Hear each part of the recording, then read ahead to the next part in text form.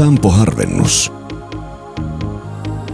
Suomi on maailman metsäisimpiä valtioita. Noin 70% maastamme on metsien peitossa.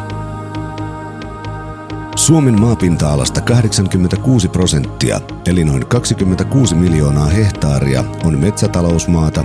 Siitä 20 miljoonaa hehtaaria on kasvupotentiaalinsa puolesta puuntuotantoon hyvin soveltuvaa metsämaata.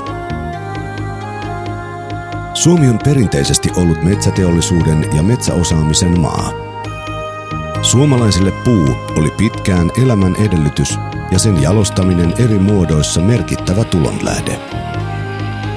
Metsänomistajalle puu on merkinnyt mahdollisuutta elintason nousuun. Nykyäänkin yksityisen metsänomistuksen osuus on kansainvälisesti suuri, yli puolet maan metsätalousmaasta.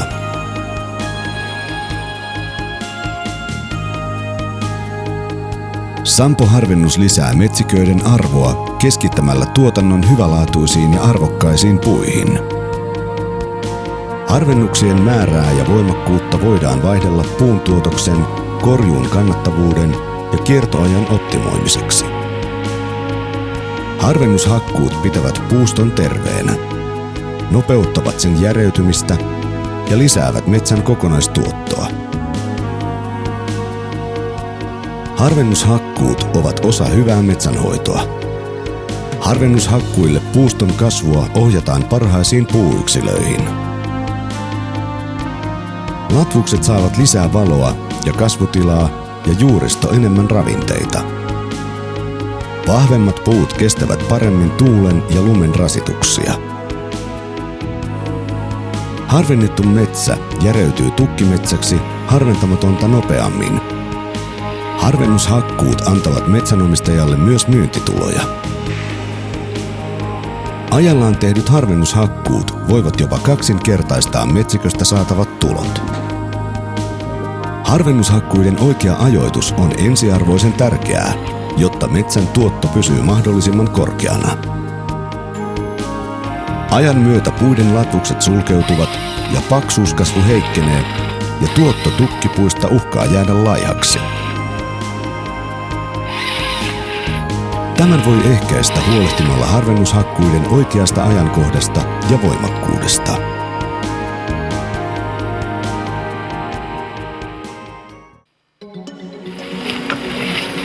Terve. Päivä. No niin, hyvin se edistyy. Täällä on nämä reunat käyty, ettei tässä ole enää kuin keskellä pieni pala tekemättä. Tänään siitä tuu valmiiksi. Hyvää työpäivää. Joo, kiitoksia. Harvennushakkuissa poistettavat puut valitsee useimmiten koneen kuljettaja. Poistettavien puiden valinnassa noudatetaan hyvän metsänhoidon periaatteita ja niiden perusteella laadittuja ohjeita. Harvennettavaan metsään avataan myös ajouraverkosto, jota käyttäen valmistettu puutavara voidaan kuljettaa pois. Ajourien välinen etäisyys voi vaihdella, kunhan se pysyy keskimäärin vähintään 20 metrissä. Pienten hakkuukoneiden nosturin ulottuvuus on noin 6-7 metriä, jolloin hakkuukone tekee harvennuksilla varsinaisten ajourien väliin 1 tai 2 kapeaa hakkuuuraa, joita kuormatraktori ei kuitenkaan käytä puun kuljettamiseen. Hakkuuurien avulla voidaan varsinaisten ajourien etäisyyttä joustavasti säädellä noin 20-35 metrin välillä. Hakkuuuria käyttämällä voidaan ajourareittiä myös joustavasti muuttaa niin, että se on mahdollisimman kantavalla maalla. Samoin voidaan metsikkökuvion rajoilla ajourat tehdä suoriksi, vaikka metsikkökuvion raja olisikin mutkainen.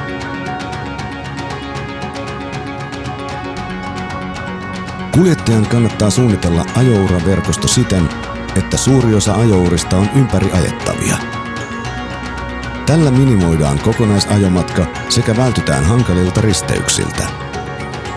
Tarpeen mukaan voidaan ympäriajettavien ajourien täydennykseksi tehdä pistouria.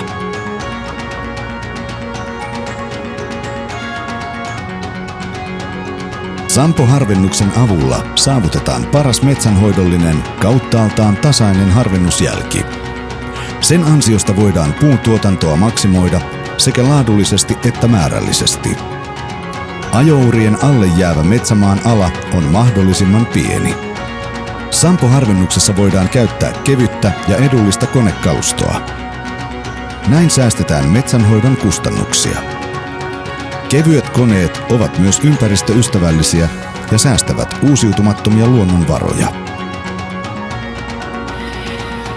Metsikön taloudellinen tulos kiertoajan kuluessa kasvaa huomattavasti oikein tehtyjen harvennuksien avulla.